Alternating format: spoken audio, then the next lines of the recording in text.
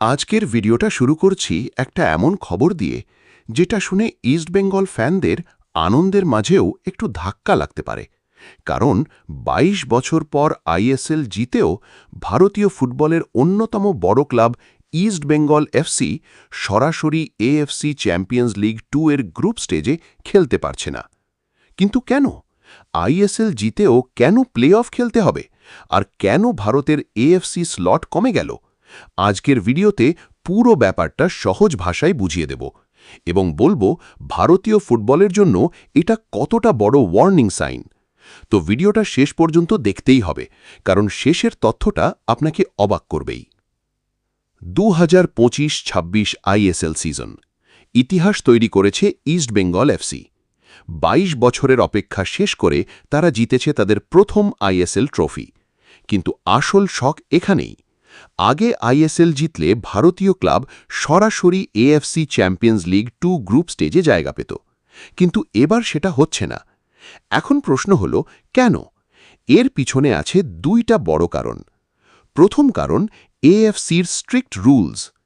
এএফসির নিয়ম অনুযায়ী কোনো দেশের টপ লিগে মিনিমাম ২৭ ম্যাচ থাকতে হবে কন্টিনেন্টাল স্লট বজায় রাখার জন্য।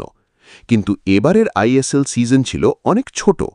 এআইএফএফ আর এফএসডিএল এর সমস্যা, ডিলে, আনসার্টেনটি সব মিলিয়ে সিজন শুরুই হয় দেরিতে এবং অনেক দল মাত্র ১৩টা ম্যাচ খেলেছে। অর্থাৎ এএফসির এলিজিবিলিটি ক্রাইটেরিয়া ভারত পূরণ করতে পারেনি।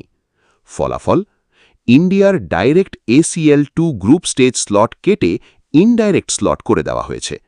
মানে এখন ইস্টবেঙ্গল এফসিকে আগে কোয়ালিফায়ার খেলতে হবে, সেটা জিতলেই শুধু গ্রুপ স্টেজে পৌঁছানো যাবে। আর দ্বিতীয় কারণটা আরও চিন্তার। ইন্ডিয়ার এএফসি ক্লাব কোএফিশিয়েন্ট র্যাঙ্কিং নেমে গেছে।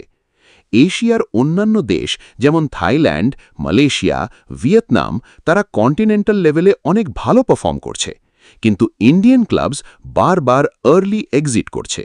ফলে এএফসি র্যাঙ্কিংয়ে ইন্ডিয়া পিছিয়ে পড়ছে এবং এর ইম্প্যাক্ট ভবিষ্যতে আরও ভয়ঙ্কর হতে পারে। কারণ রিপোর্ট অনুযায়ী 2027-28 সিজনে ইন্ডিয়া হয়তো মাত্র একটা ইনডাইরেক্ট এএফসি স্লট পাবে।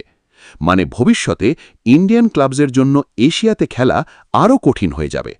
ভাবুন একবার, একদিকে ইস্টবেঙ্গল এফসি আইএসএল জিতে ইতিহাস তৈরি করছে, অন্যদিকে ইন্ডিয়ান ফুটবল কন্টিনেন্টাল লেভেলে পিছিয়ে পড়ছে। এটাই এখন ইন্ডিয়ান ফুটবলের বিগেস্ট কন্ট্রাডিকশন। তবে একটা পজিটিভ দিকও আছে। এএফসি ইন্ডিয়াকে পুরোপুরি ব্যান করেনি, এক সিজন গ্রেস দিয়েছে। তাই এখনও ইন্ডিয়ান ক্লাবসের সামনে সুযোগ আছে নিজেদের প্রমাণ করার। এখন দেখার ইস্টবেঙ্গল এফসি কোয়ালিফায়ার জিতে এসিএল 2 গ্রুপ স্টেজে পৌঁছতে পারে কিনা, আর ইন্ডিয়ান ফুটবল আবার এশিয়াতে নিজের সম্মান ফিরিয়ে আনতে পারে কিনা। আপনার কি মনে হয়, ইস্টবেঙ্গল কি এসিএল 2 কোয়ালিফায়ার জিততে পারবে? আর ইন্ডিয়ান ফুটবলের এই ডাউনফলের জন্য দায়ী কে? কমেন্টে অবশ্যই জানান। আর এমন ফুটবল নিউজ, আইএসএল আপডেটস আর ইন্ডিয়ান ফুটবলের সব বড় খবর পেতে এখনই চ্যানেল সাবস্ক্রাইব করে বেল আইকনটা প্রেস করে দিন। ধন্যবাদ, দেখা হবে নেক্সট ভিডিওতে।